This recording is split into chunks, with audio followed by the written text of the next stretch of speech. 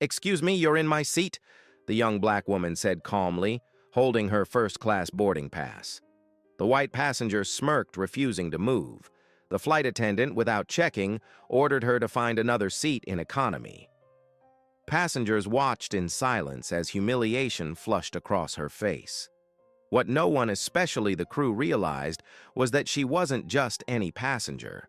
She was the daughter of a billionaire whose influence could ground every plane in the airline's fleet, and she was about to make a call that would change everything.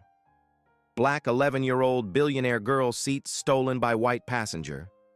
Seconds later, flight is grounded. The plane jolts violently as the captain's voice cuts through the cabin with chilling finality. This aircraft is returning to the gate. Security will be boarding. 11-year-old Amara Jenkins feels every eye on the plane turn toward her. A sea of strangers suddenly united in their judgment. Tears threaten at the corners of her eyes as she stands frozen in the aisle. The boarding pass clutched in her trembling hand, clearly showing Seat 2A, her seat now occupied by the scowling, middle-aged man who refuses to make eye contact with anyone but the flight attendant. "I paid for first class," he insists through clenched teeth. "And I'm not giving up my seat to accommodate some disruption." The word hangs in the air, heavy with implication. Amara's father, Marcus Jenkins, stands protectively beside his daughter, his normally composed demeanor now a barely contained storm. "My daughter's seat," he says with deliberate calm that belies the tension in his shoulders, "was purchased weeks ago. She has the boarding pass to prove it." The flight attendant looks between them, conflict etched across her face as the ripple of whispers travels through the cabin. What no one yet realizes is that in exactly 4 minutes, this mundane dispute will escalate into a situation that changes lives forever and exposes truths that some passengers have spent lifetimes trying to hide. But to understand how we got here, how an 11-year-old black girl who quietly built a tech empire worth billions from her bedroom could find herself at the center of a confrontation that would soon make national headlines, we need to go back to where the day began, in the pred of the Jenkins family home. The alarm chirps softly at 4:30 a.m. Though Amara is already awake, sleep had proven elusive, as it often did before big meetings. Her bedroom looks like any other child's at first glance.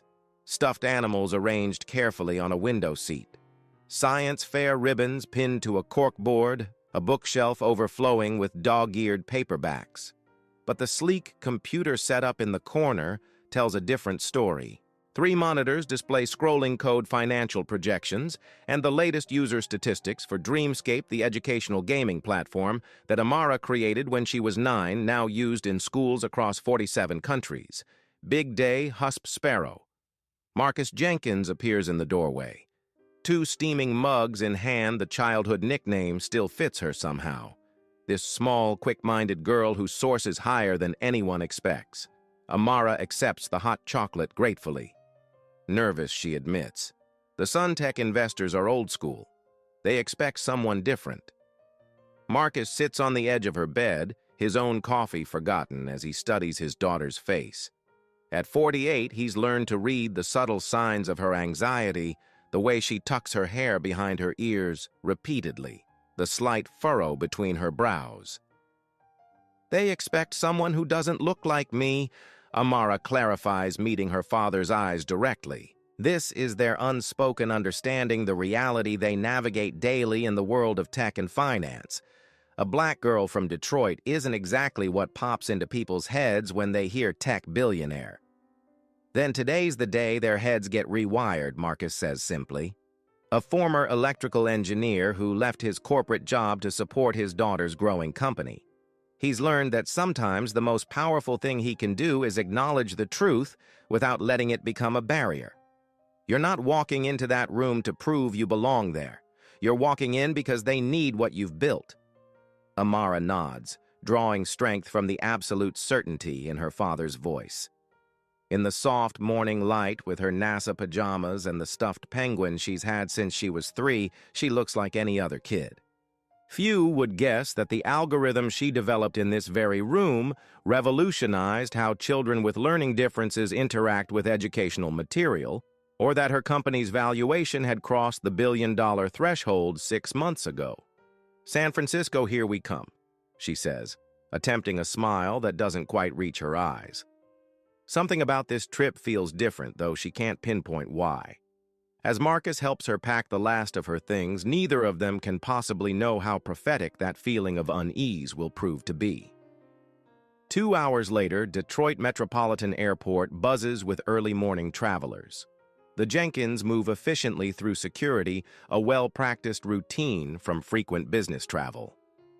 Amara's passport shows stamps from Tokyo, London, Singapore, evidence of pitches, conferences, and partnership meetings that have taken her around the world. Today's meeting with SUNTC Ventures could mean expanding Dreamscape's reach to underserved communities globally, a mission that makes the exhausting travel schedule worthwhile.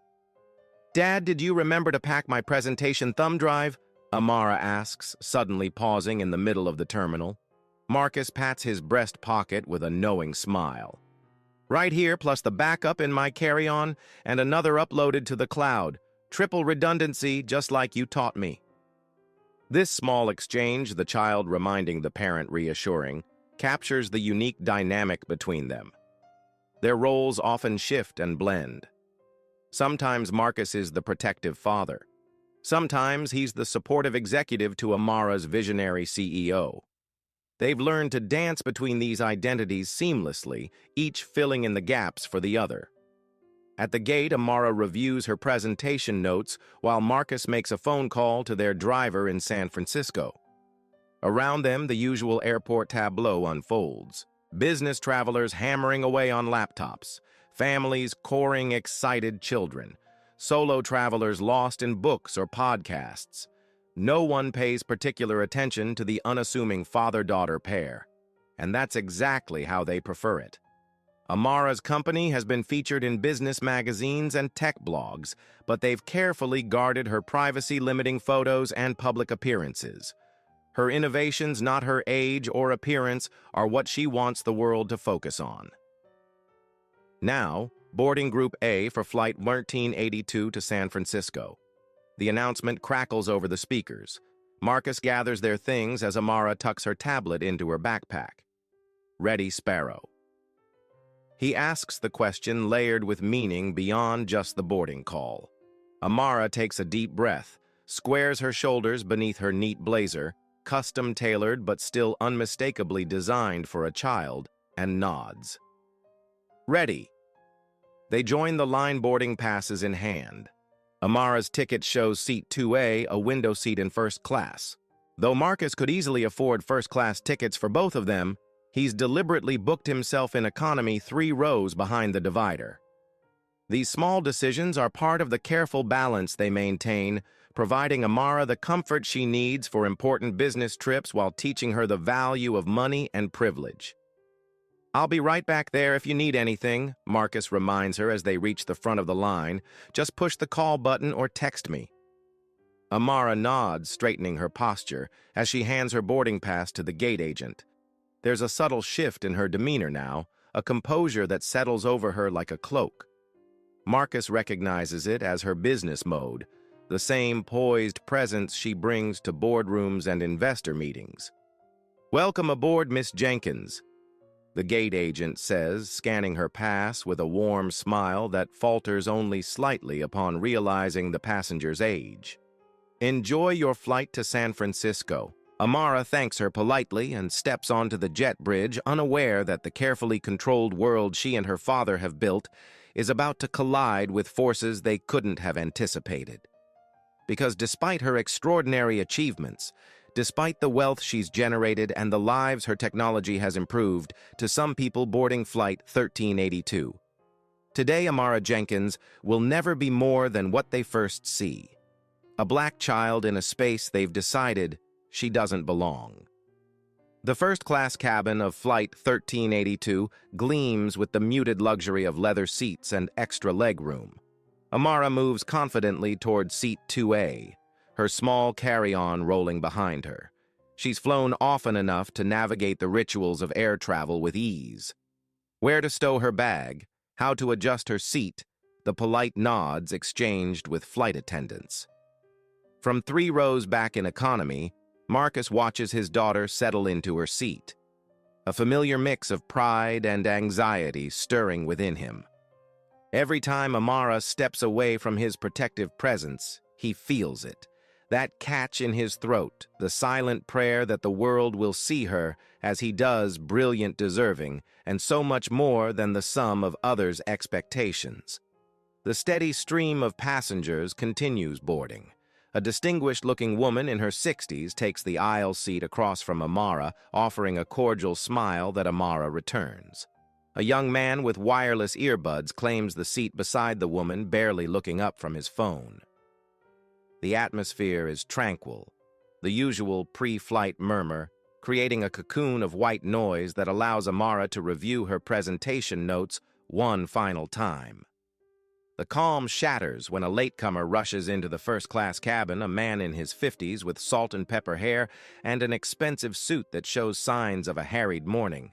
His face is flushed from rushing, his expression darkening as he scans the row numbers. "Excuse me?"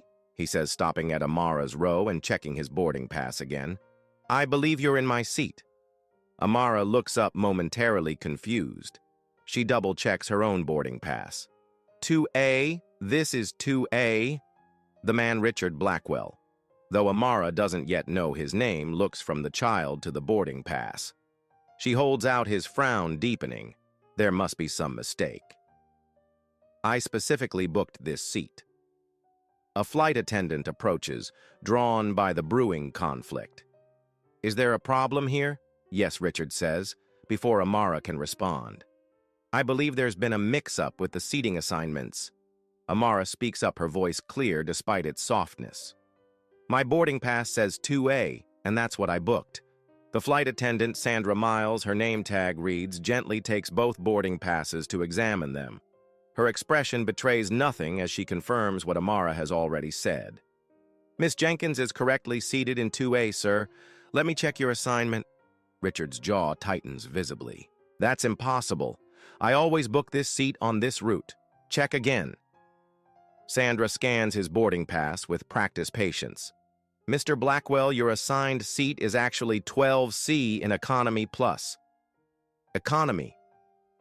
The word explodes from him with such indignation that several nearby passengers look up. "That's ridiculous. I've been a Platinum member for 15 years. I never fly economy." "I understand your frustration, sir, but this has to be fixed." Richard interrupts, his voice rising. "I have an important meeting directly after landing. I need to work during this flight." Sandra maintains her professional composure. "I'd be happy to check if there are any other first-class seats available, but at the moment it appears we're fully booked in this cabin." Richard's gaze shifts to Amara, who sits perfectly still, acutely aware of the scrutiny now directed at her from surrounding passengers. His next words come slowly, deliberately. "Surely there's some flexibility here. Perhaps the young lady wouldn't mind relocating. I doubt she needs the workspace as urgently as I do." The implication hangs in the air, unmistakable in its condescension. Sandra's smile becomes fixed. "Sir, Miss Jenkins has a confirmed reservation for this seat. I cannot ask her to relocate. Come on." Richard lowers his voice, leaning closer to Sandra. "Be reasonable. Look at her. She's what? 10, 11. How important could her reasons for being in first class possibly be?" Amara feels heat rising to her cheeks. She's encountered this before, the dismissal, the assumptions, but it never stings any less. She considers offering to switch just to end the mounting discomfort, but her father's voice echoes in her mind. Never surrender your rightful place to make someone else comfortable with their prejudice. Before she can decide, a new voice enters the conversation, the older woman seated across the aisle. "Excuse me," she says, her tone pleasant but firm. "I couldn't help overhearing. Perhaps I might offer my seat." I'm in to see the woman elegantly dressed with silver hair swept into a neat bun looks directly at Richard with keen gray eyes that miss nothing. That would solve the issue, wouldn't it? The young lady keeps her assigned seat and you get to remain in first class. Richard hesitates, thrown by this unexpected intervention. That's very kind of you, but it's no trouble. The woman continues smoothly. Though I must say I'm curious why you assume the child's business in San Francisco is less important than yours. There's a subtle edge to her otherwise pleasant tone. Appearances can be deceiving after all. The other first-class passengers have gone quiet watching the drama unfold. Richard looks around, suddenly aware of how the situation appears. His expression shifts, calculation replacing outrage, as he realizes the older woman has offered him a graceful exit from an increasingly awkward confrontation. "That's very generous of you," he says, finally his voice forcibly controlled. "Thank you." As the woman rises to collect her things, she introduces herself to Amara. "Elizabeth Montgomery. Pleasure to meet you, dear. Amara Jenkins." "Thank you, Miss Montgomery." Elizabeth waves away her thanks. "Not at all. I prefer the window anyway." As they rearrange themselves, Elizabeth now in Economy Plus, Richard sullenly taking the aisle seat she vacated. Amara catches her father's concerned gaze from Economy. She gives him a small nod to indicate all is well. Though the encounter has left her unsettled, she can feel Richard's resentment radiating from the seat across the aisle, sense the weight of his assumptions and judgment. What Amara doesn't know, what no one aboard Flight 1382 could possibly know, is that this minor seating dispute is merely the first domino in a chain of events that will expose long-buried secrets, challenge deep-held beliefs, and ultimately force everyone involved to confront truths about themselves they've spent years avoiding. As the final passengers board and the cabin crew prepares for departure, the real story of this flight is only beginning to unfold. The engines rumble to life as Flight 1382 begins its taxi toward the runway. Amara tucks her boarding pass into her tablet case, trying to shake off the lingering discomfort from the confrontation. Across the aisle, Richard Blackwell makes a show of spreading out his work materials, pointedly avoiding eye contact with the child he clearly still believes has no business in first class. In economy, Marcus Jenkins keeps a watchful eye forward, his attention divided between the book in his hands and the occasional glimpse of his daughter's head visible over the top of her seat. He'd witnessed enough of the interaction to understand its nature. Another entry in the catalog of slights and assumptions they've encountered throughout Amara's remarkable journey. "Pardon me?" A voice breaks into his thoughts. "Is that seat taken?" Marcus looks up to find Elizabeth Montgomery standing in the aisle, gesturing to the empty middle seat beside him. The same woman who had given up her first-class seat. "No, please." He shifts to make room for her. "Elizabeth Montgomery," she offers as she settles in. "Marcus Jenkins, that was a kind thing you did up there." Elizabeth's eyes show a flash of recognition at his last name, but she simply says, "It seemed the simplest solution to an unnecessary problem." After a pause, she adds more quietly, "Some people are remarkably resistant to having their assumptions challenged." Marcus studies her with new interest. "You didn't have to give up your seat." "Perhaps not, but your daughter shouldn't have had to defend her right to occupy the space she paid for either." Elizabeth's matter-of-fact tone holds no request for gratitude or acknowledgement of sacrifice, just a statement of principle that resonates deeply with Marcus. Their conversation is interrupted by the captain's voice over the intercom welcoming passengers aboard the 3-hour flight to San Francisco. The standard announcements follow. Expected weather conditions, cruising altitude, estimated arrival time. The familiarity of the routine allows Amara to gradually relax, opening her tablet to review her presentation one last time before allowing herself to enjoy the window view during takeoff. As the plane accelerates down the runway and lifts into the sky, the sprawling expanse of Detroit falls away beneath them. Amara watches the city of her birth with all its complexities, challenges, and fierce resilience transform into a miniature model of itself. There's something centering about this perspective, a reminder that problems that loom large on the ground often shrink when viewed from above. In economy, Marcus and Elizabeth discover a shared interest in engineering. He in electrical systems, she in structural design. Their conversation flows easily, touching on career paths, technological innovations, and eventually, the unique challenges of raising a gifted child. "She's remarkable," Elizabeth observes after Marcus shares a carefully edited version of Amara's achievements. "Though I imagine it hasn't always been an easy road," Marcus offers a measured smile. "There have been obstacles, some expected, others less so. The expected ones being the usual suspects: age, gender, race, take your pick."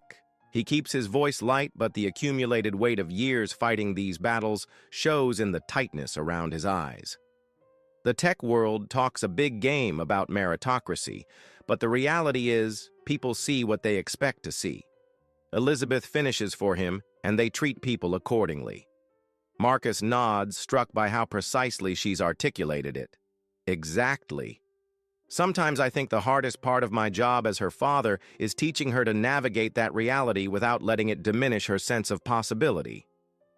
Up in first class, Amara has pulled out her sketchbook, a habit she's maintained since childhood, jotting down ideas and designs that often become the seeds of new features for Dreamscape. Her current project focuses on adapting the platform for children with visual impairments, creating sensory feedback systems that would make digital learning more accessible. Richard Blackwell, despite his determined focus on his laptop, finds his attention repeatedly drawn to the child's meticulous sketches. Professional curiosity gradually overcomes his lingering resentment as he recognizes complex circuit designs taking shape under her pencil. "That's an interesting approach," he comments. Finally, his tone neutral but interested. "Haptic feedback system." Amara looks up, surprised by the overture. "Yes, I'm trying to design something more intuitive than what's currently available." For what application, she hesitates. Years of cautious media training making her automatically guard details of unreleased projects. But professional enthusiasm wins out. Educational technology for visually impaired students. The existing options are either prohibitively expensive or too simplistic to engage older learners. Richard's eyebrows rise slightly. This is not the answer he expected from a child her age. "You're designing this yourself. It's collaborative," Amara acknowledges. "I have a team of engineers who help refine the technical specifications, but the core concept and initial design are mine." The conversation might have continued, perhaps even bridged the gulf of misunderstanding between them, had the flight not hit a patch of turbulence at that exact moment. The fastened seatbelt signs illuminate with a soft chime as the plane gives a sudden lurch. Amara grips her armrests, her stoic expression betraying only a slight tension around her eyes. Richard, distracted by steadying his laptop, doesn't notice the child's discomfort, but someone else does. From the middle rows of economy comes a woman in her early 30s, moving quickly against the flight attendant's instructions to remain seated. She pushes forward into first class, her expression urgent. "Amara," she calls, scanning the premium cabin until she spots the girl. "Are you okay?" The woman, dressed in casual business attire, her natural hair pulled back in a professional bun, stops beside Amara's seat, ignoring the flight attendant who follows close behind. Deep breaths, remember: in for 4, hold for 4, out for 4. Amara nods gratefully, following the familiar breathing pattern, while the woman places a reassuring hand on her shoulder. "Ma'am, I need you to return to your seat immediately," Sandra insists. "We're experiencing turbulence. Just give me a minute," the woman responds without looking away from Amara. She has anxiety during turbulence. "Are you her mother?" Sandra asks, confusion evident in her voice as she looks between them. "No, I'm her chief operating officer," the woman replies matter-of-factly. "Zoe Washington. I work for her." This statement, delivered without fanfare but with unmistakable seriousness, causes a ripple of reaction through the first-class cabin. Richard Blackwell's head snaps up his expression, cycling rapidly through disbelief, confusion, and dawning comprehension. "Works for her," he repeats, looking at Amara with new eyes. "What exactly do you—" His question is cut short by another bout of turbulence more severe than the first. The plane drops suddenly, then steadies, but the momentary plunge is enough to send Zoe stumbling against the bulkhead. "That's it," Sandra says firmly. "Everyone needs to be in their assigned seats with seat belts fastened now." Zoe gives Amara's hand a final squeeze. "You good?" Amara nods, her breathing steadier. "I'm good." "Thanks, Zoe." As Zoe makes her way back to economy, the pieces start falling into place for Richard and the other first-class passengers who overheard the exchange. Whispered questions bounce between seats. "Did she say she works for the kid chief operating officer? Who is this girl?" Richard pulls out his phone, despite the flight restrictions, opening his browser to search for Amara Jenkins, before remembering he has no internet access. His expression has transformed completely. The dismissive annoyance replaced by intense curiosity and a dawning recognition that he may have seriously misjudged the situation. Meanwhile, in economy, Marcus has been watching the interaction with concern. Elizabeth notices his tension. "Your daughter doesn't like flying?" she asks gently.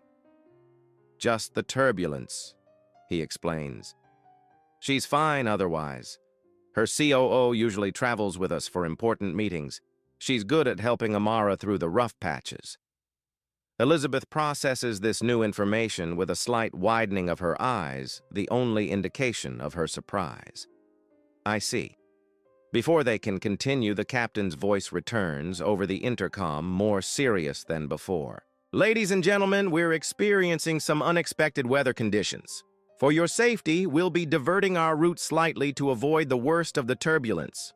Our flight time may be extended by approximately 20 minutes.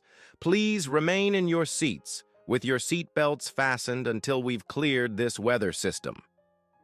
A collective groan rises from the passengers, quickly silenced by another jarring bump that sends a drink cart rattling in the galley. As the plane banks into its new course, no one aboard realizes that this minor weather delay is about to become the least of their concerns.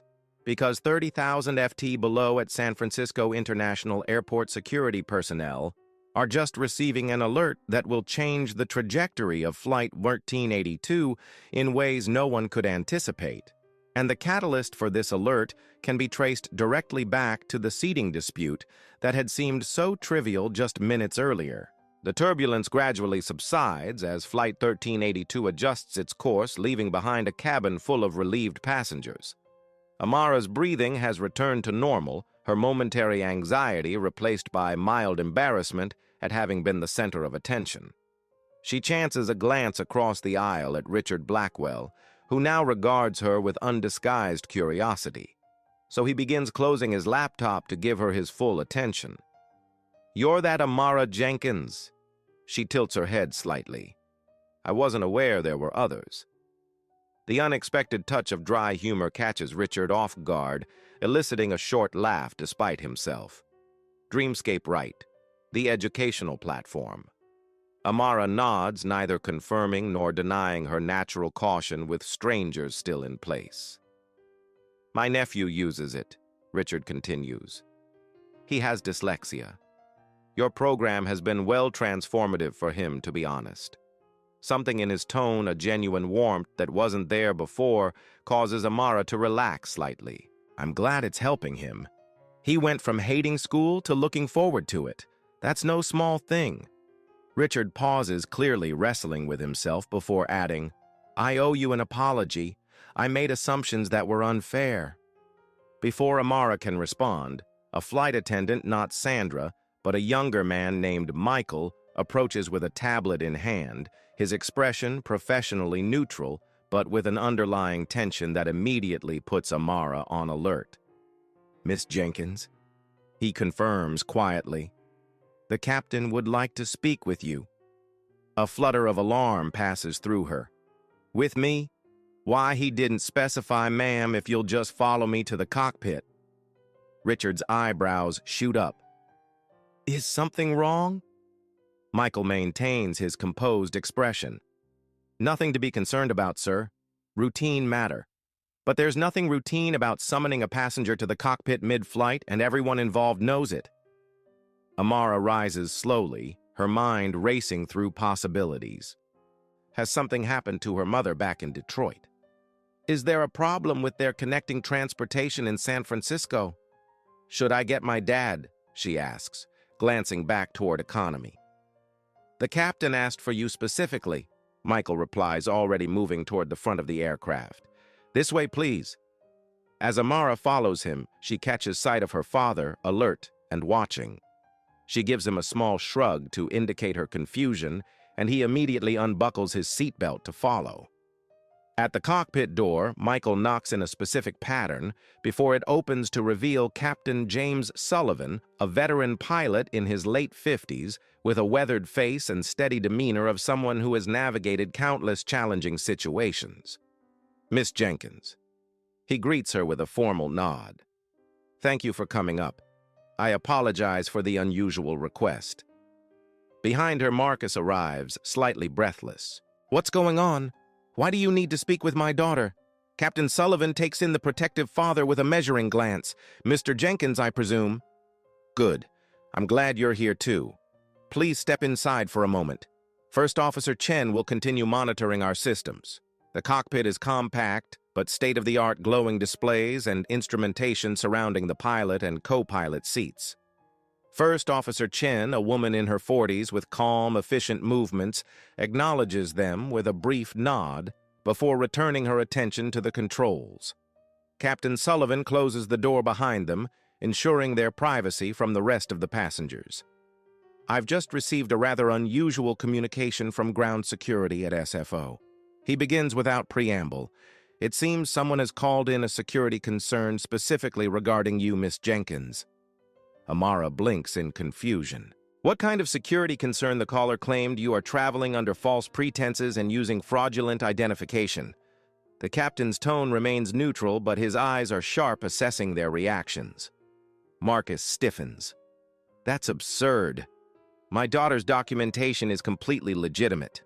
I understand this may be upsetting, Captain Sullivan continues, but I'm required to take all security alerts seriously, even ones that seem improbable. He turns to Amara directly. Can you tell me the purpose of your visit to San Francisco business meeting? She answers promptly. With SUNTC Ventures, they're considering a major investment in my company. Your company? The captain repeats his expression, betraying nothing. And that would be Dreamscape Educational Technologies, Marcus interjects. My daughter is the founder and CEO. She's presenting to their board this afternoon. Captain Sullivan absorbs this information, his gaze moving between father and daughter. I see. And you have documentation confirming your identity in this meeting? Amara reaches for her tablet. I have my passport, the meeting confirmation emails and presentation materials. Also, my chief operating officer is on board, Zoe Washington, in economy. She can verify everything. The captain accepts the passport, first examining it carefully before returning it with a slight nod. This appears to be an order. However, the security alert was quite specific. The caller alleged that Mr. Jenkins here is using his daughter as a front for questionable business activities. Marcus's expression darkens. That's not just false, it's offensive. Who made this claim? The call was anonymous, Captain Sullivan replies. But it was placed approximately 20 minutes ago, shortly after we took off. The timing registers immediately for both Amara and Marcus. 20 minutes ago, exactly when the seating dispute in first class had occurred. It was him, Amara says quietly. Mr. Blackwell, the man who wanted my seat. Captain Sullivan neither confirms nor denies this, maintaining his professional demeanor. I can't speculate on the source. What I can tell you is that we now have a situation that requires resolution before we can land in San Francisco. Security protocols mandate that we investigate any credible threat. This isn't credible. Marcus argues, his voice tight with controlled anger.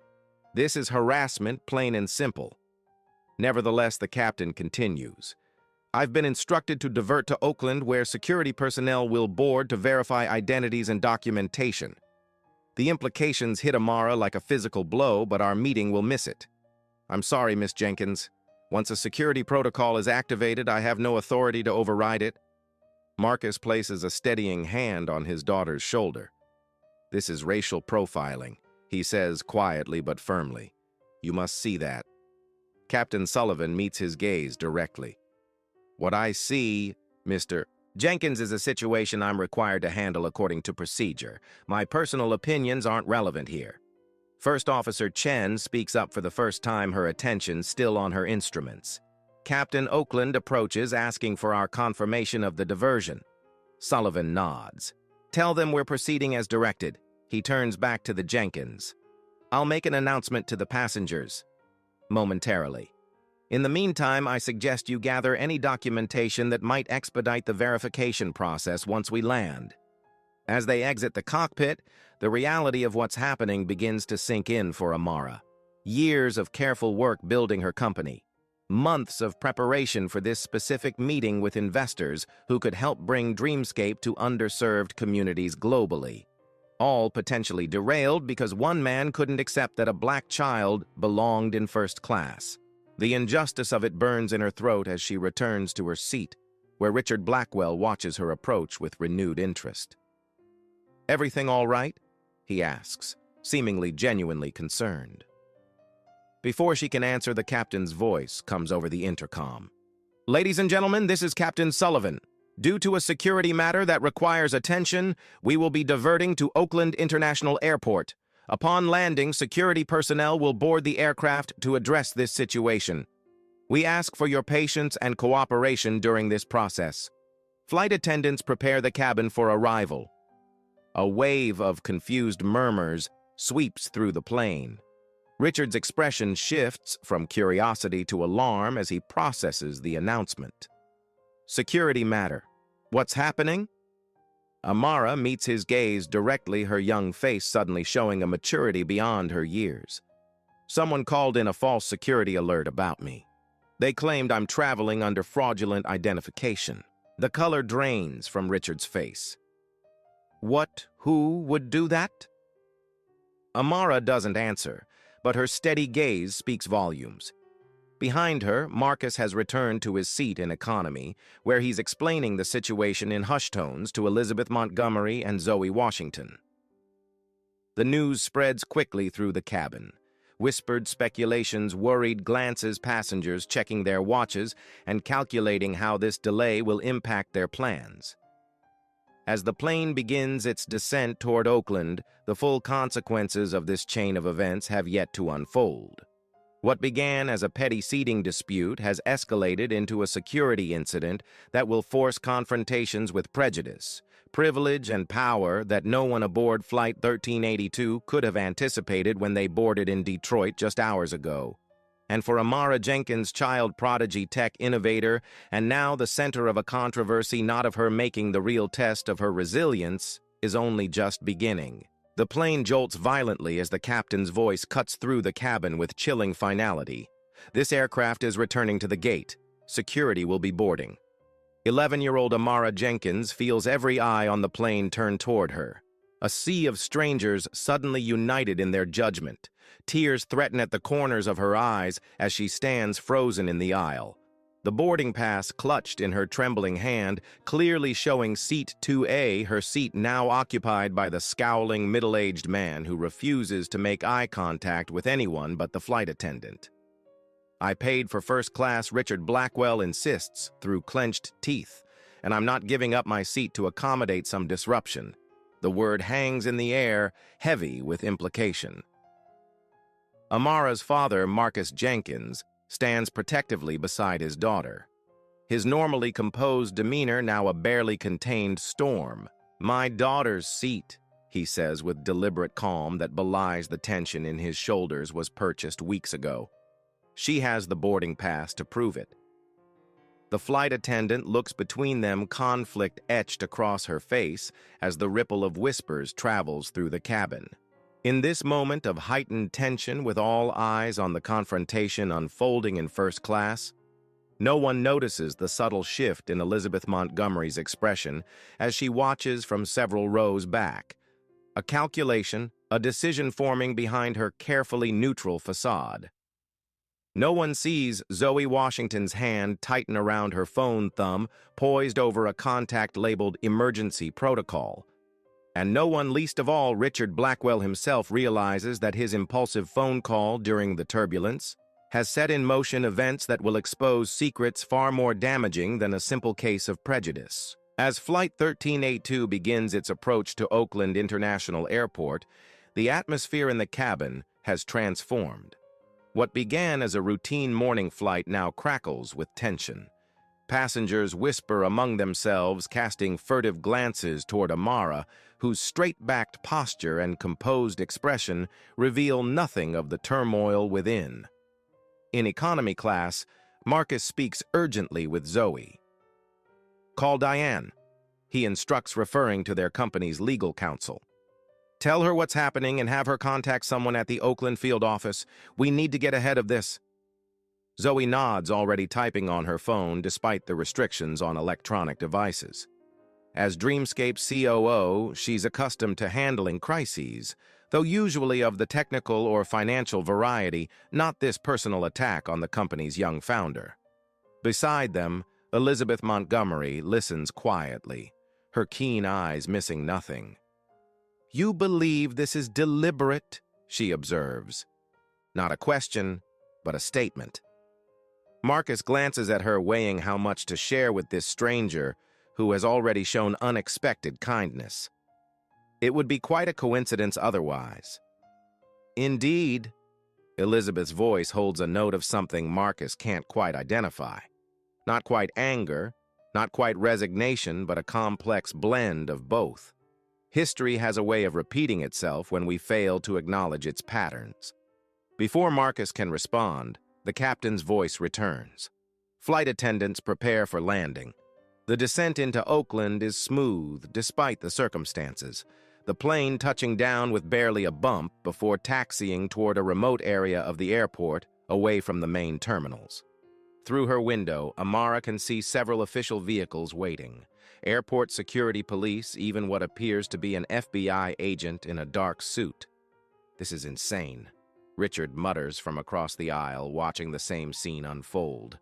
All this for a simple verification check. Amara turns to him, her voice low but clear. "There's nothing simple about it when you're the one being questioned." Richard shifts uncomfortably, avoiding her direct gaze.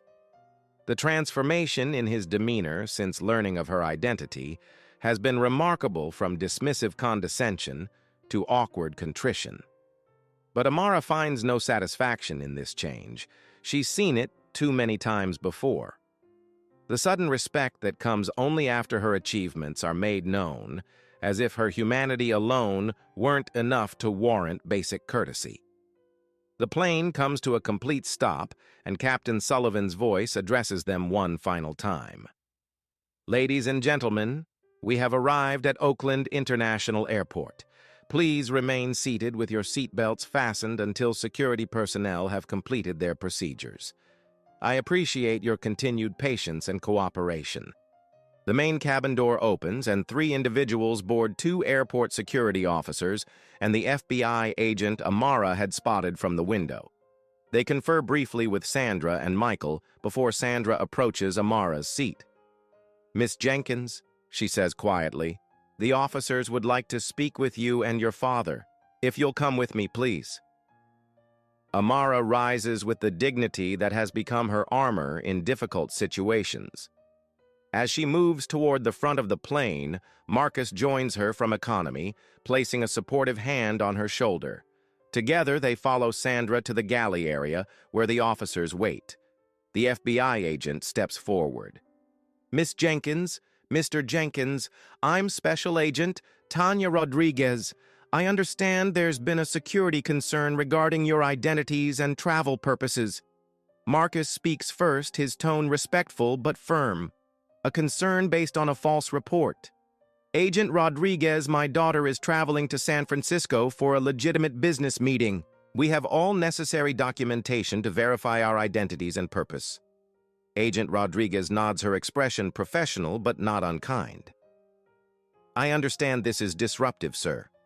The sooner we can verify everything, the sooner we can resolve the situation. As Amara and Marcus present their passports, meeting confirmations, and company documentation, the rest of the passengers watch with varying degrees of interest and impatience. For most, this is merely an inconvenient delay. For a few, it's an uncomfortable reminder of the disparities in how people are treated based on appearance alone. Richard Blackwell sits rigidly in his seat, a cold sweat breaking out on his forehead as he observes the investigation he himself set in motion. What had seemed a justified response to a perceived slight now looks increasingly like a massive error in judgment, one with potential repercussions beyond this flight. You did this, a voice says softly from beside him. Richard turns to find Elizabeth Montgomery has moved to the vacant seat next to his, her gray eyes holding his with unsettling intensity. I don't know what you're talking about, he responds automatically, though his voice lacks conviction. Elizabeth's smile is thin and knowing. Let me refresh your memory. 20 minutes into the flight, right after discovering who Amara Jenkins actually is, you excused yourself to use the lavatory, but instead of heading toward the restrooms, you made a call. A security tip, perhaps. Richard's face pales. How could you possibly? I observe, Mr. Blackwell, a habit from my former profession. She leans closer, her voice dropping further. What I'm curious about is why. Was it simple spite because she wouldn't give up her seat, or something deeper? Something about seeing a young black girl in a position of power that you found threatening. Richard recoils as if slapped. That's absurd. I'm not. I would never save it.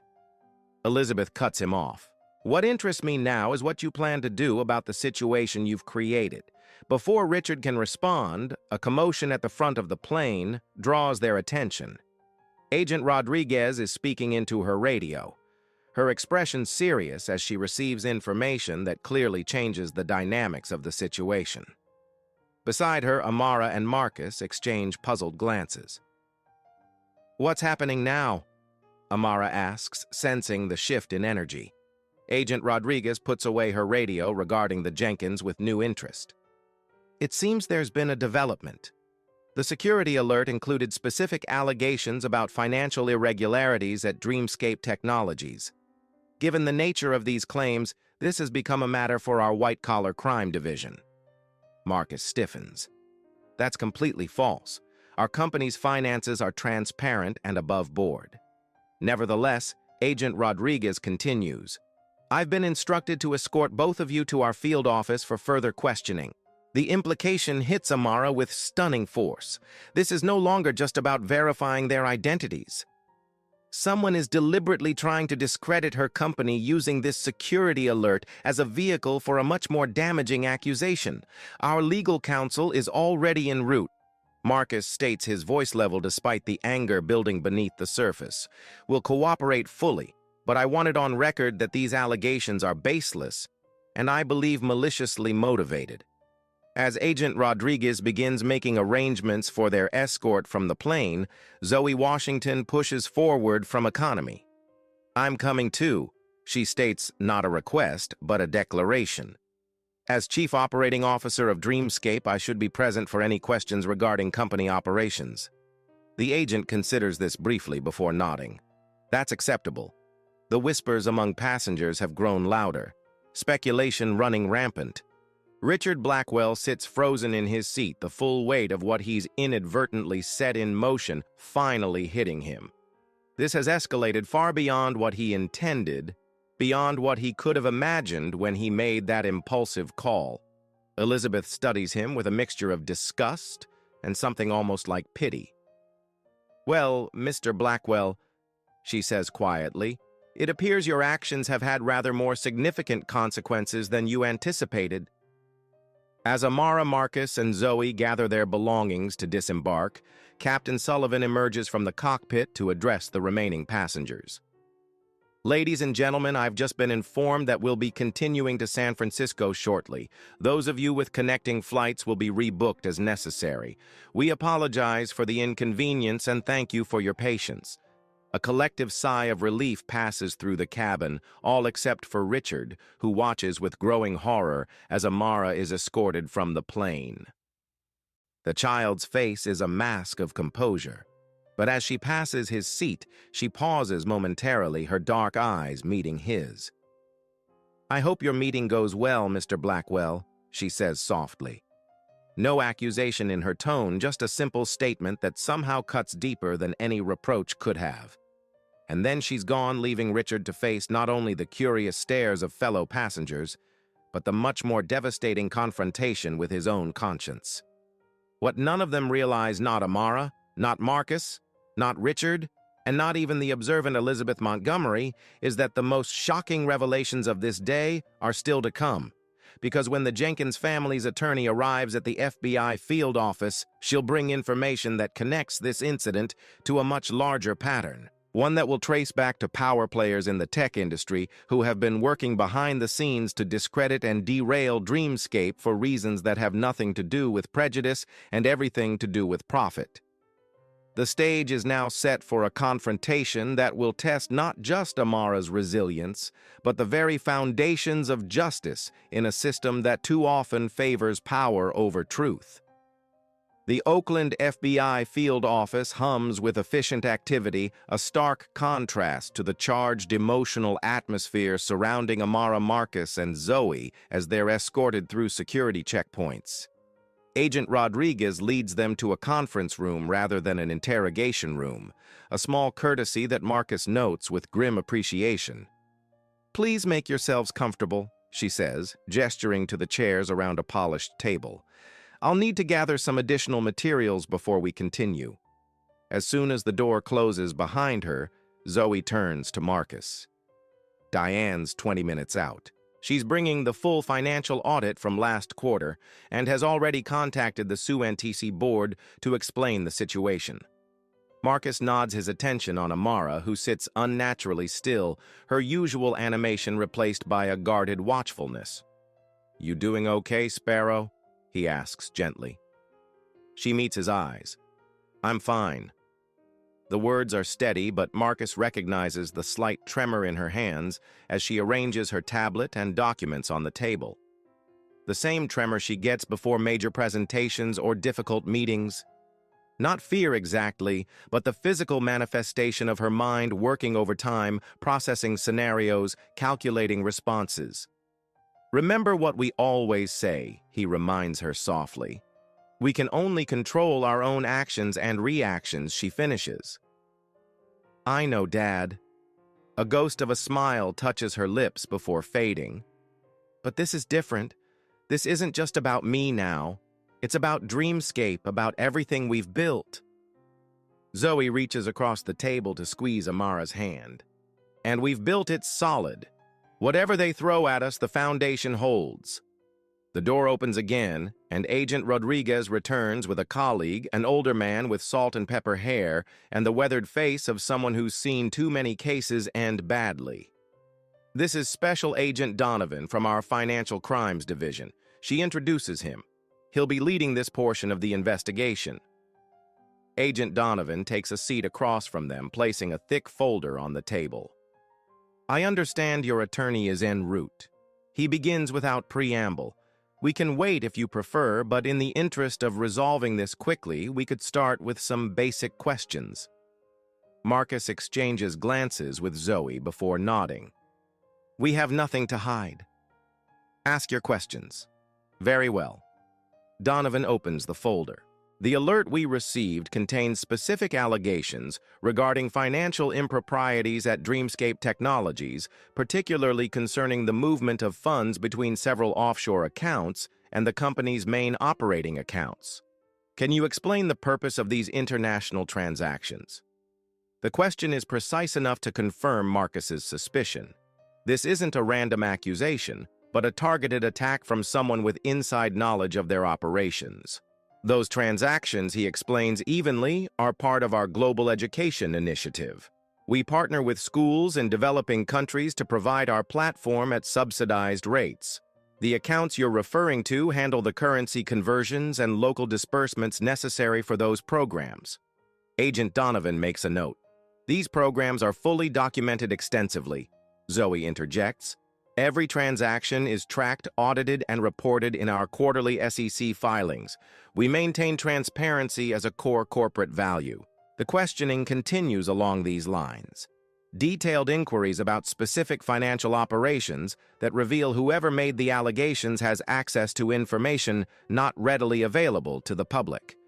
Throughout, Amara remains mostly silent, listening intently but speaking only when directly addressed.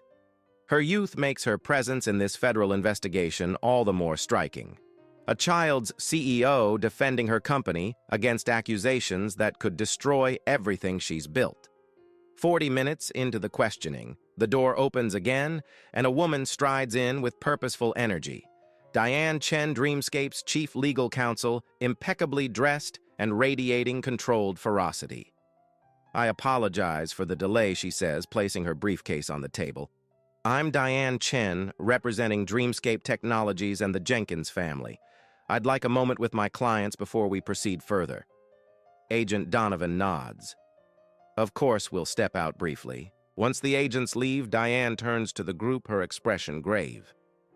"This is worse than we thought. The allegations aren't random. They're too specific, too informed. Someone with access to our financial structures is behind this." "An insider?" Zoe asks, alarmed. "Possibly. Or someone who's hacked our systems." Diane pulls out her tablet. "But that's not all. I did some digging on the flight here. This isn't an isolated incident." She turns the screen toward them, showing a series of news articles and financial reports. 3 other minority-founded tech startups have faced similar allegations in the past 6 months, all just before major funding rounds or expansion announcements. All were temporarily derailed by investigations that ultimately found no wrongdoing. Marcus leans forward, scanning the information with growing concern. "You think we're being targeted as part of a pattern?" "I know we are," Diane confirms. "And I think I know why."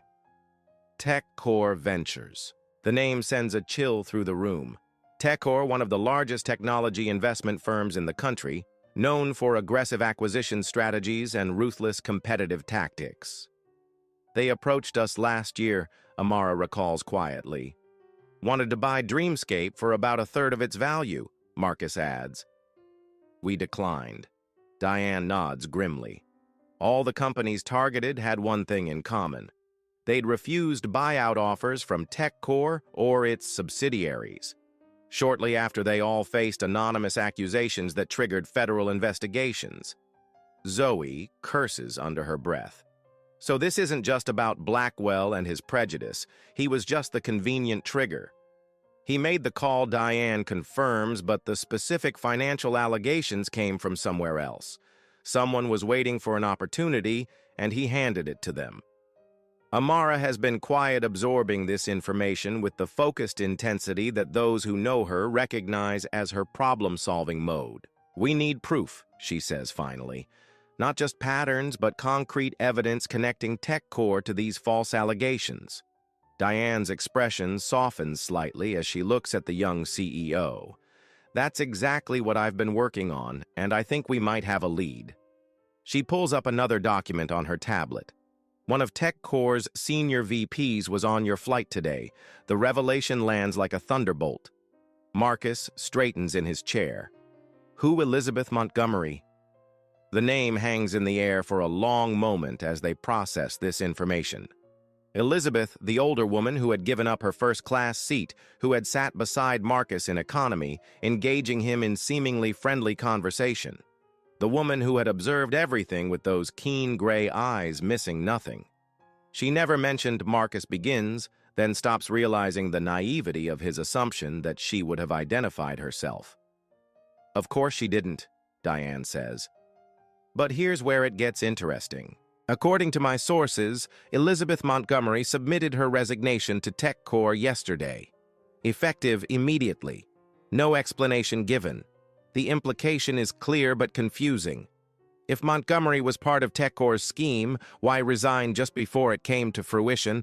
And if she wasn't involved, what did her presence on the flight mean? Before they can explore this further, the agents return. Diane immediately shifts into professional mode, presenting the documentation she's brought and skillfully redirecting the questioning to focus on the pattern of targeted accusations against minority-founded tech companies. What you're suggesting, Agent Donovan says after reviewing the materials, would constitute corporate espionage and potential securities fraud. Those are serious allegations, no more serious than the ones leveled against my clients, Diane counters smoothly. The difference is I've provided substantial evidence supporting our claims. The dynamic in the room has shifted subtly but significantly. What began as an investigation of Dreamscape has transformed into something more complex. A potential investigation into TechCore's practices and the systematic targeting of minority-owned businesses. As the agents confer quietly in the corner, Amara watches them with a clarity beyond her years. She understands now that what happened on Flight 1382 was never really about a seating dispute, or even about Richard Blackwell's prejudice. Those were merely the visible symptoms of a much deeper, more insidious problem, the lengths to which powerful interests will go to maintain control of industries they consider their exclusive domain. What she doesn't yet know is that back on the plane now landing in San Francisco, Elizabeth Montgomery is making a phone call that will upend everyone's assumptions about who is truly pulling the strings in this elaborate corporate chess game.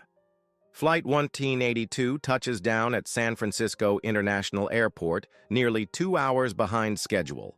As passengers prepare to disembark, Richard Blackwell remains seated unmoving, even as others retrieve their belongings from overhead bins. The reality of what he set in motion weighs on him like a physical presence. The accusations, the FBI involvement, the public spectacle of Amara Jenkins being escorted from the plane. Sir Sandra approaches his seat. "We've arrived in San Francisco. You can deplane now." Richard looks up, his expression haunted. "I made a mistake," he says, not to Sandra specifically, but as if needing to voice the realization aloud. A terrible mistake. Sandra regards him with professional neutrality. "Your belongings, sir." He collects his things, mechanically moving through the motions without really seeing what he's doing. As he steps into the aisle, he notices Elizabeth Montgomery waiting near the exit, speaking quietly into her phone. Something about her posture, alert, authoritative, catches his attention. This isn't the same pleasant older woman who gave up her seat. There's a steel in her bearing that he hadn't noticed before. Their eyes meet briefly as he approaches the exit. Elizabeth ends her call, studying him with an unreadable expression. "Mr. Blackwell," she acknowledges with a slight nod. "Miss Montgomery," he hesitates, then asks, "Do you think they'll be all right? The Jenkins, I mean?" Elizabeth's smile is enigmatic.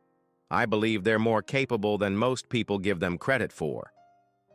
After a pause, she adds, "Though I wonder if you'll be all right once the full story comes to light."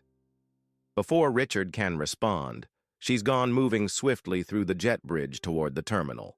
Her cryptic words follow him as he makes his way to baggage claim, adding to his growing sense that there are dimensions to this situation he doesn't yet comprehend. At the Oakland FBI field office, the atmosphere has shifted dramatically. Agent Donovan returns to the conference room with Agent Rodriguez and a third individual, a stern-looking woman in her 50s, introduced as Assistant Director Keller. Miss Jenkins, Mr. Jenkins Keller addresses them directly. "After reviewing the documentation provided by your counsel and conducting some preliminary verification, we believe your company may indeed have been targeted as part of a larger pattern of corporate malfeasance." Marcus maintains his composure, though relief flickers briefly in his eyes. "What happens now?" "We'll be expanding our investigation to include these potential corporate espionage elements," Keller explains. "The meantime, you're free to go, though we may need to contact you for additional information as we proceed." Diane gathers their materials efficiently. My clients will cooperate fully, of course, and I trust the Bureau will investigate these systematic attacks on minority-founded businesses with the same vigor it applied to investigating Dreamscape.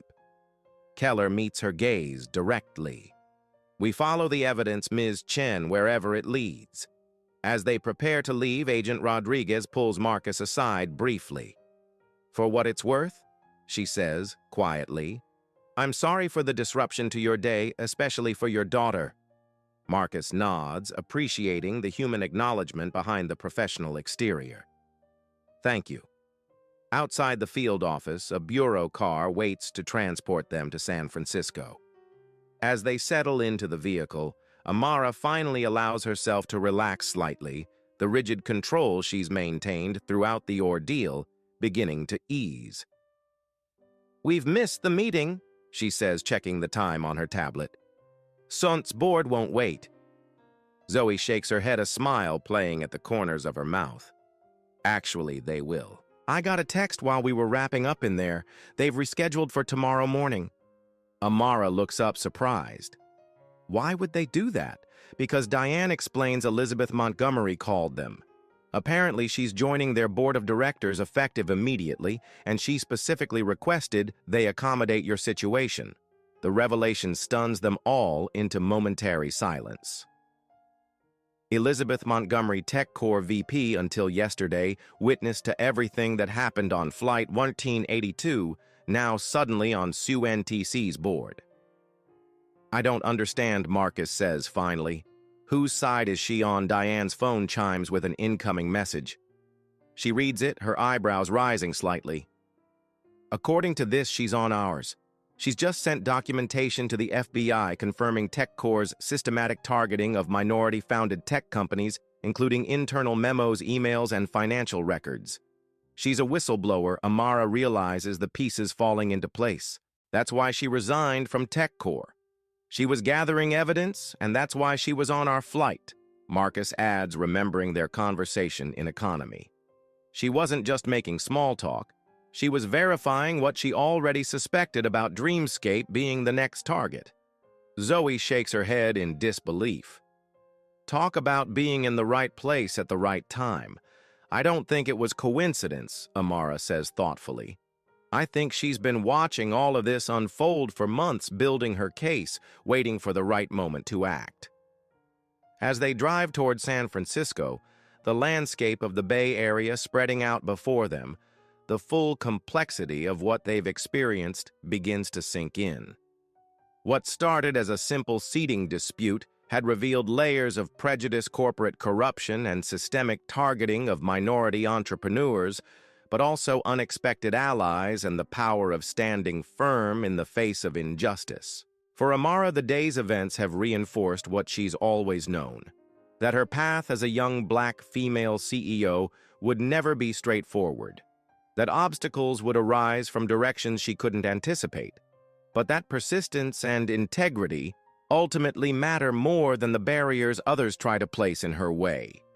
What she doesn't yet know is that the most revealing confrontation is still to come.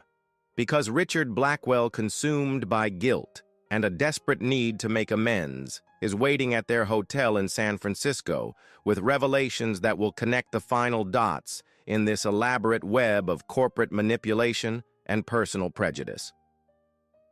The St. Regis San Francisco welcomes the Jenkins party with the discreet efficiency that characterizes luxury accommodations.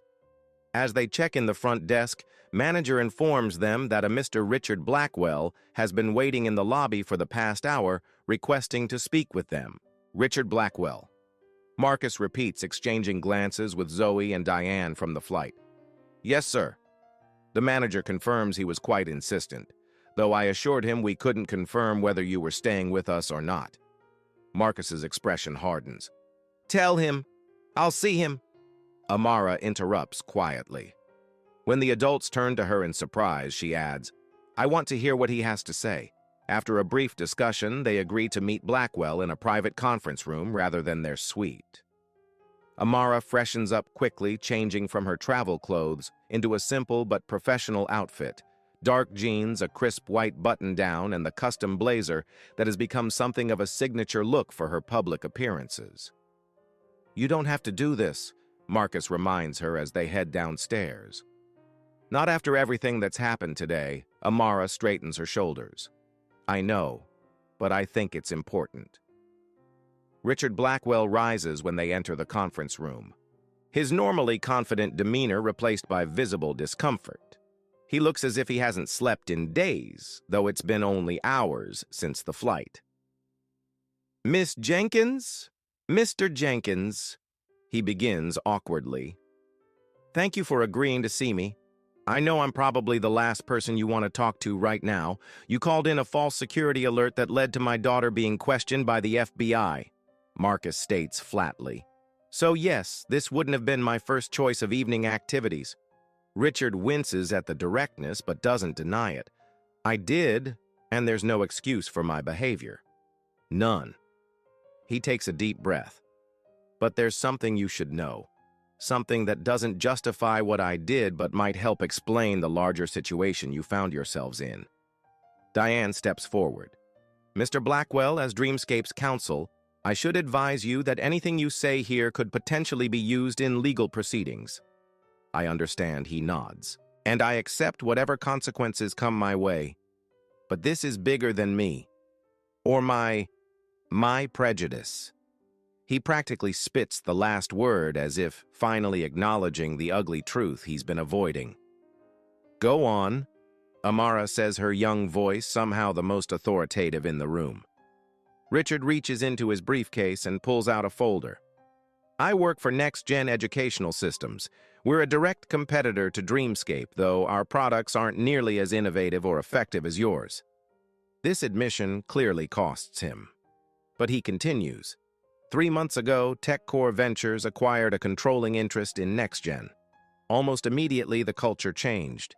There was a new focus on aggressive market strategies and eliminating obstacles to growth.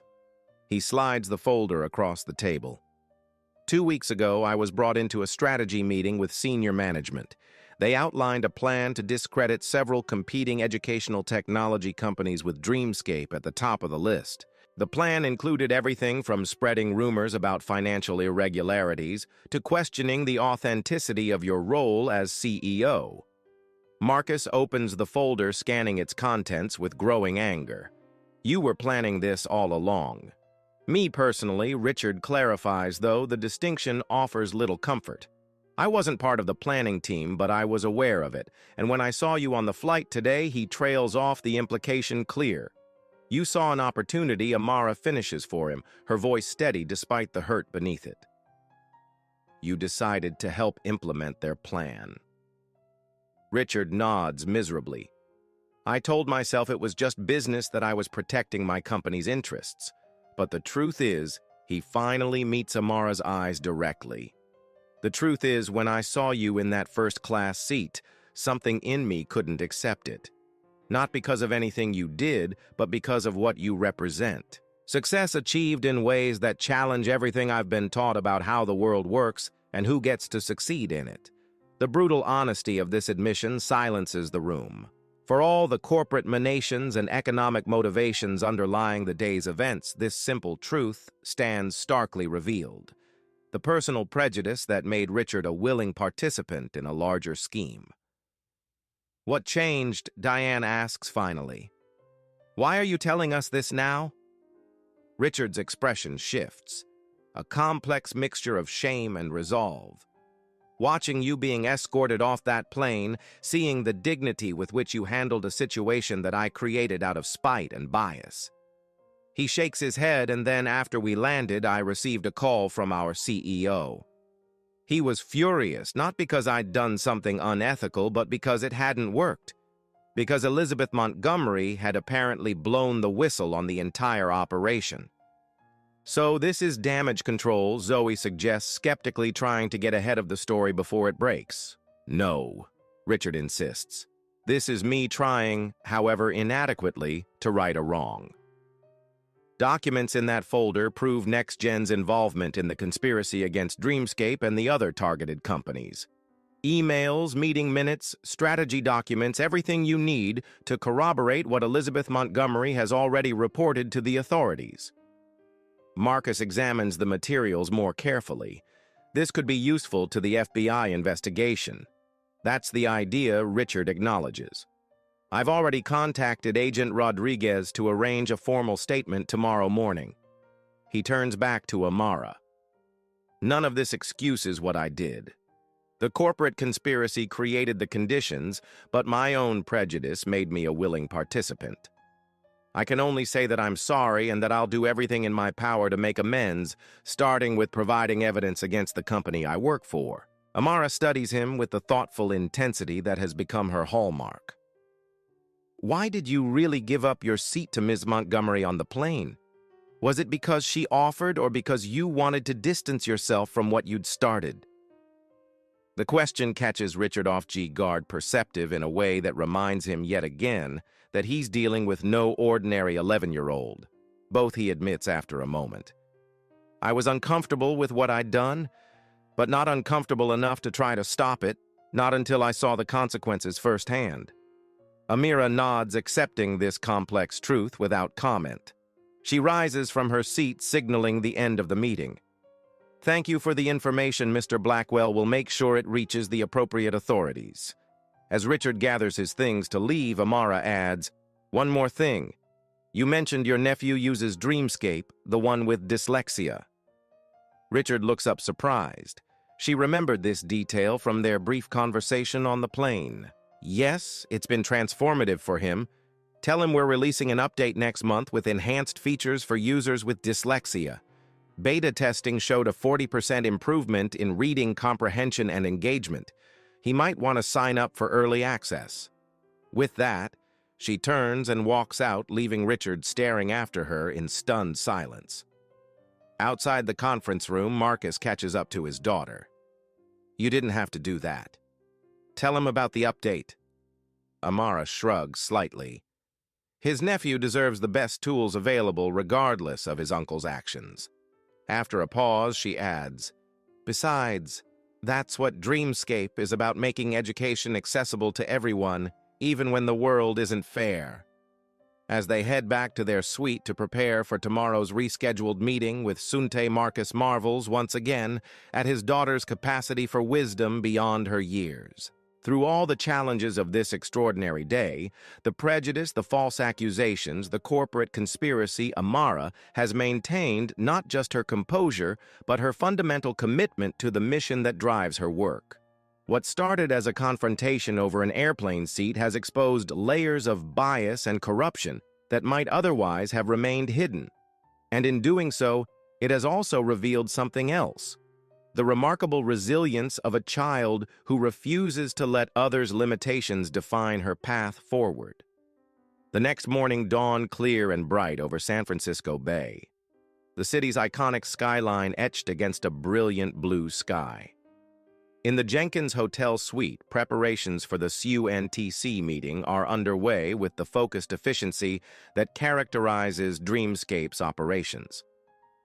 Amara reviews her presentation one final time, the familiar material grounding her after yesterday's turbulence.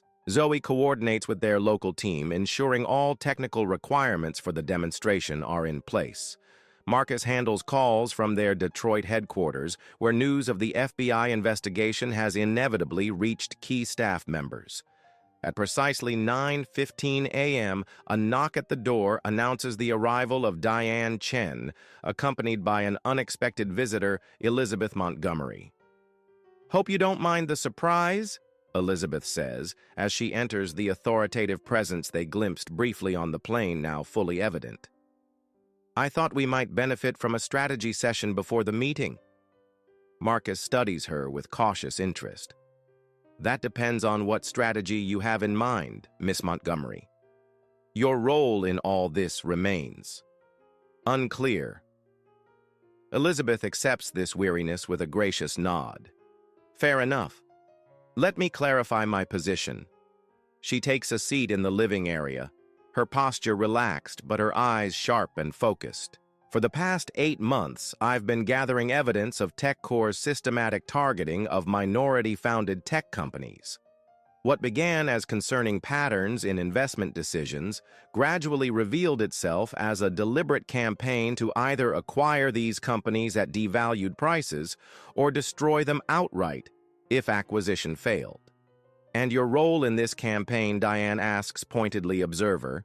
Initially, Elizabeth admits, "I was brought into relevant meetings because of my expertise in educational technology markets. What I heard disturbed me enough to start documenting everything, secretly recording meetings, saving emails, photographing documents. When I had sufficient evidence, I took it to a federal prosecutor I trust."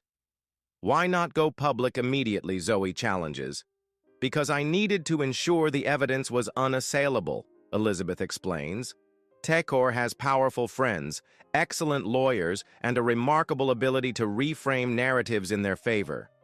If I moved too soon with too little proof, they would have buried the story and me along with it." Amara, who has been listening quietly, finally speaks. "You knew they were targeting Dreamscape next." Elizabeth turns to her with a respectful nod. "Yes, your company became a priority target after refusing their acquisition offer last year. The success of your platform represents a particular threat to their educational technology portfolio, especially with next-gen's inferior products losing market share quarter after quarter. So you booked yourself on our flight deliberately," Marcus realizes. "To warn us to protect you if possible," Elizabeth corrects, "or at least to witness and document whatever happened.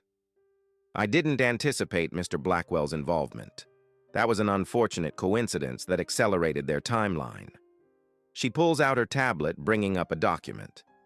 "The good news is, the FBI now has everything they need to pursue charges against TechCore's leadership.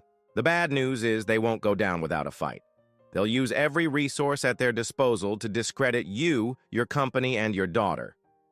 "Which brings us to today's meeting," Diane interjects. "SUNTC Ventures." "Exactly." Elizabeth's expression brightens. "SUNTC represents a critical opportunity not just for Dreamscape's expansion plans, but as a public vote of confidence that could help insulate you from TechCore's inevitable counterattacks." Amara has been absorbing this information with her characteristic intensity. "You joined SUNTC's board to ensure this meeting happened." Elizabeth smiles, genuinely impressed by the child's perception. "I've been consulting with SUNTC for years. When I left TechCore, they offered me a board position. The timing was fortuitous. And your recommendation to their investment committee," Marcus asks, still not entirely willing to trust this unexpected ally. "Will be based entirely on the merits of Dreamscape's proposal," Elizabeth assures him, "which, based on my analysis of your platform and growth metrics, should be strongly positive, but ultimately Amara's presentation will need to convince the full board." All eyes turn to Amara, who meets their collective gaze with calm determination. "I'm ready." The SUNTC Ventures headquarters occupies 3 floors of a gleaming tower in the financial district. The Jenkins team arrives 30 minutes before their scheduled presentation, escorted to a waiting area with panoramic views of the bay. The opulence is subtle, but unmistakable. Original artwork on the walls, furnishings that whisper rather than shout their expense staff, who move with the practiced efficiency of those accustomed to serving the powerful. Amara takes it all in with outward composure. Though Marcus can sense her heightened awareness, the slight straightening of her posture, the careful modulation of her voice as she confirms technical requirements with the assistant who greets them. These small adjustments are familiar to him now, his daughter's way of armoring herself for environments where her youth and appearance might otherwise undermine her authority. At precisely 1100 a.m., they're escorted into SUNTC's main boardroom where 12 people await them. The investment committee key advisors and Elizabeth Montgomery now seated among them as the newest board member. Her presence offers no special acknowledgement of their shared experience the previous day, maintaining the professional boundaries that the situation requires. What follows is a masterclass in poise and preparation. Amara presents Dreamscape's global expansion plan with a confident authority that has become her trademark in professional settings. She navigates complex questions about scalability localization challenges and ROI projections with precise, thoughtful responses. The technical demonstration of the platform's newest features, including the enhanced dyslexia support she'd mentioned to Richard Blackwell, draws appreciative murmurs from the committee. Throughout, Marcus watches the board members' reactions, noting the subtle shift from polite interest to genuine engagement. He's witnessed this transformation countless times, the initial skepticism that greets his 11-year-old daughter giving way to respect as her intelligence and vision become undeniable. After 90 minutes of presentation and questions, the committee chair, a veteran venture capitalist named James Chen, brings the session to a close. "Thank you, Miss Jenkins. This has been most illuminating." His tone reveals nothing of the committee's leanings. "We'll need to deliberate, of course. Perhaps you and your team would like to enjoy some refreshments while we discuss." As they're escorted back to the waiting area, Zoe keeps her voice low. "That went well. Better than well." They were engaged, Marcus agrees, especially with the adaptive learning modules for different cultural contexts. Amara says little, mentally reviewing her performance, identifying points where she might have been clearer or more compelling. This critical self-assessment is part of her process, something Marcus has learned to respect rather than interrupt with premature reassurances. They wait for 45 minutes, a relatively short deliberation period that could signal either quick consensus or rapid rejection. When the assistant returns to escort them back to the boardroom, her smile offers no clues. James Chen rises as they enter. "Ms. Jenkins, Mr. Jenkins, Miss Washington, thank you for your patience." After careful consideration of Dreamscape's proposal, SUNTC Ventures has reached a decision. He pauses a practiced moment of tension before continuing. "We would like to offer full funding for your global expansion initiative with an additional allocation for accelerated development of your accessibility features." The relief that washes through the room is palpable. Amara accepts the news with a gracious nod, maintaining her professional demeanor even as Zoe squeezes her shoulder in silent celebration. "The committee was particularly impressed with your vision for bringing adaptive educational technology to underserved communities," Chen continues. "Elizabeth has also shared some context regarding recent challenges your company has faced. Let me assure you that SUNTC stands firmly behind Dreamscape, both financially and, if necessary, publicly." This last statement carries significant weight, a commitment of reputational support that could prove crucial in the days ahead as the TechCore investigation unfolds. As they work through the preliminary details of the agreement, Elizabeth catches Marcus's eye briefly. Her slight nod confirming what he's beginning to understand, that her advocacy behind the scenes likely helped secure not just the funding, but this promise of public backing. Later, as they exit the building into the bright San Francisco afternoon, the magnitude of what they've accomplished begins to sink in. Despite everything, the confrontation on the plane, the false accusations, the FBI questioning, they've secured the partnership necessary to bring Dreamscape's technology to children around the world who need it most. "We did it, Sparrow," Marcus says softly as they wait for their car. Amara looks up at him, her serious expression finally giving way to the smile of the 11-year-old beneath the CEO persona. "We did it despite everything they tried to do to stop us. Because of who you are," he tells her, fierce pride in his voice. "Because you never let anyone else define what you can achieve." As their car arrives to take them back to the hotel, Amara's phone chimes with a news alert. She reads it quickly, her expression growing solemn again. "The FBI has just announced a formal investigation into TechCore Ventures for corporate espionage, securities fraud, and conspiracy." "Good," Zoe says firmly. "It's about time someone held them accountable." Amara is quiet for a moment, processing the implications. "This is going to be big, isn't it? It's not just about us anymore." "It never was," Marcus tells her gently. "What happened on that plane? What's been happening to companies like ours for years?" It's all part of something much larger. Systems that resist change. People who can't see beyond their own biases, power structures that work to preserve themselves at any cost. But those systems can be changed. Amara responds with the unwavering belief that has driven her since she first conceived Dreamscape in her bedroom 2 years ago. That's what we're doing, isn't it? Building something better. As they drive through the city toward their hotel, the conversation turns to their return flight to Detroit the following day, a journey that will undoubtedly feel different after everything they've experienced. There will be challenges ahead as the TechCore investigation unfolds, as Dreamscape continues to expand, as Amara navigates the complex intersection of her extraordinary capabilities and the world's often limited expectations. But for now, they have achieved what they came for.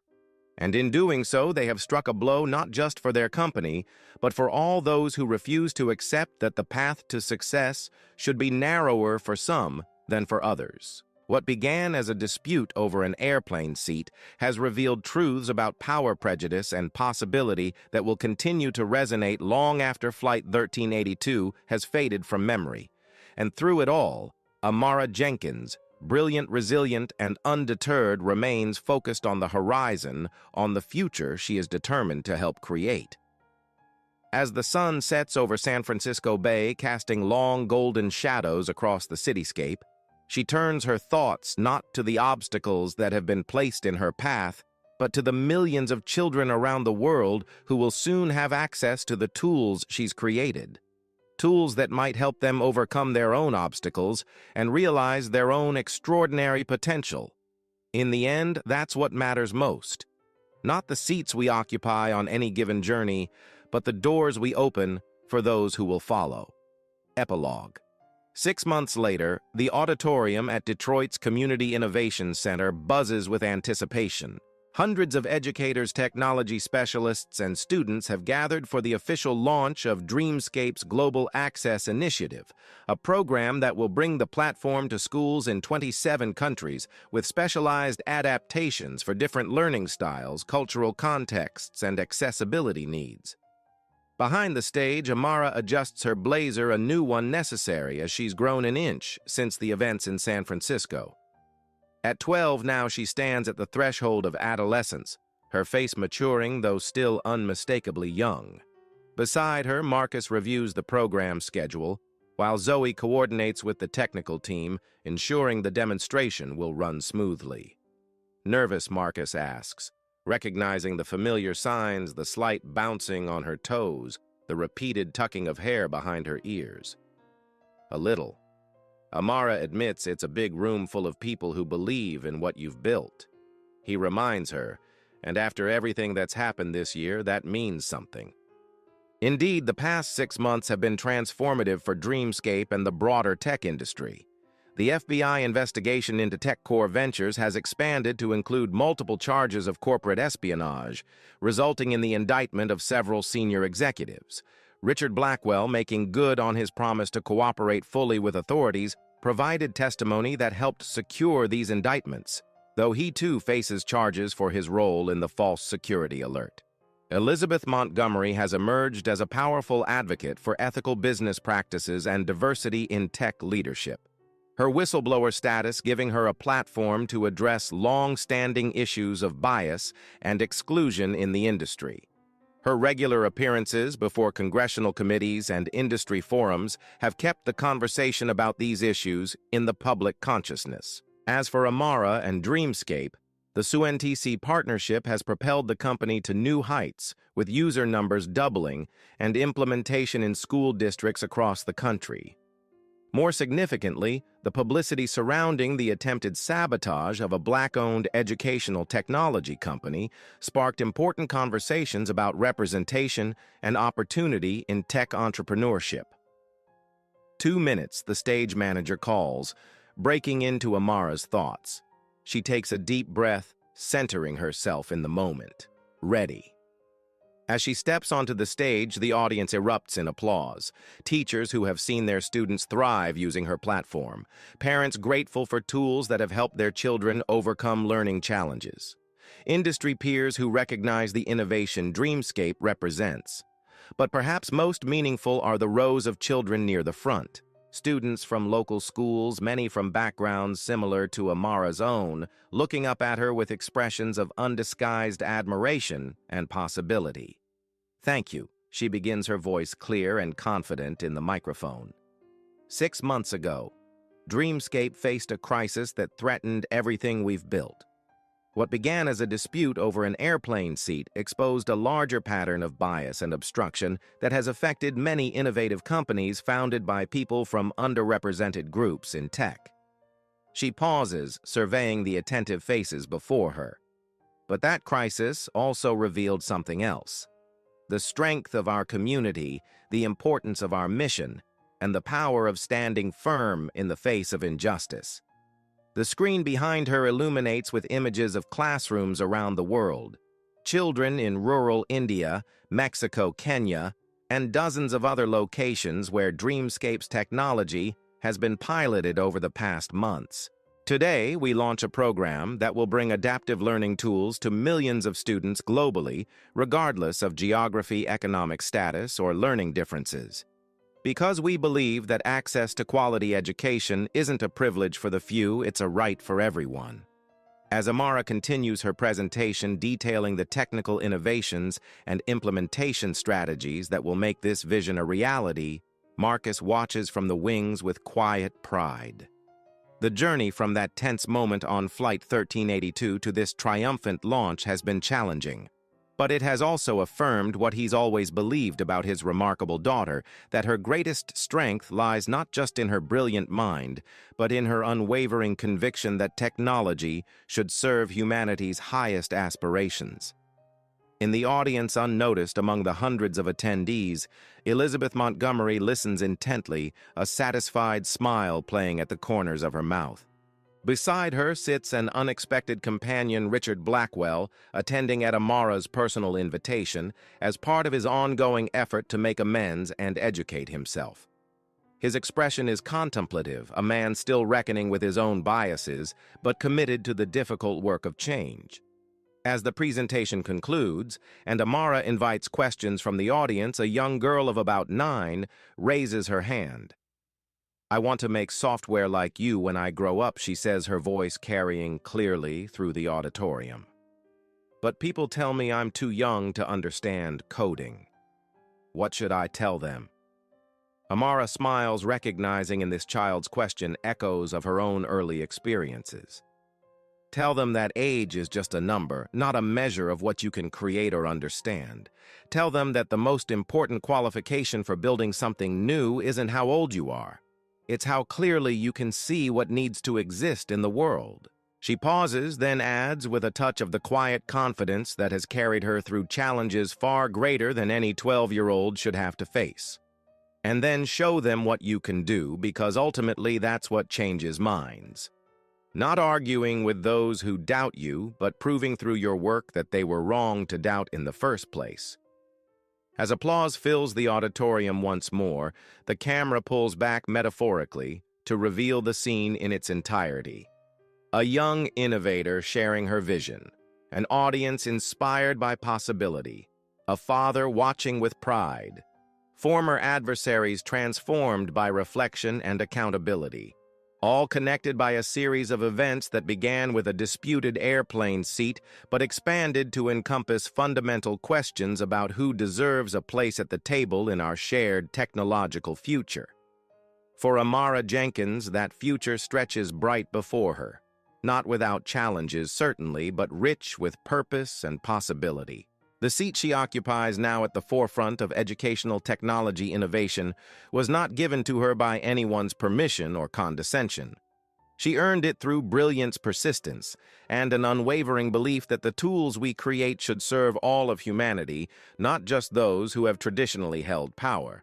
And in that understanding lies perhaps the most important lesson of this remarkable journey.